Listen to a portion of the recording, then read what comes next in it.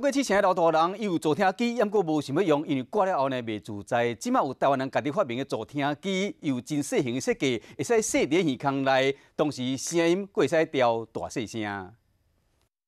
大家真认真咧做最后品管检测，看起来亲像是新调的暗管式的耳机，不过其实是助听器，外形流线，拍破民众原本的印象。蓝牙耳机的概念。对。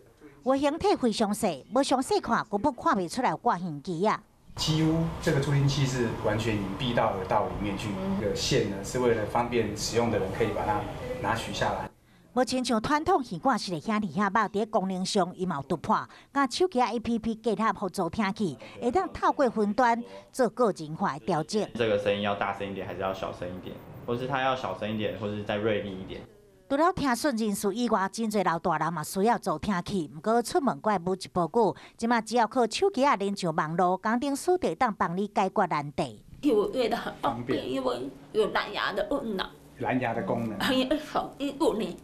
请问有收到新的设定了吗？会当即时处理这独步全球的设计发明，嘛互业者募回一座专利发明大奖，替台湾争光，而且被欧美大厂占伫咧高盛的助听器的市场中，创造家己一条路。我们的云端中心可以服务这个无限大的一个客户，所以我们的服务成本相对会降低。无继承家业走去做助听器发明，我只现讲这是爱出来人的另外一种方式。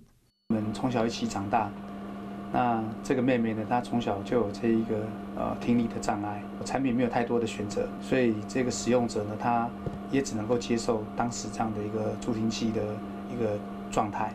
因为当体会他人的感受，所以才会当甲助听器改造甲愈来愈人性化，嘛造福更加侪人。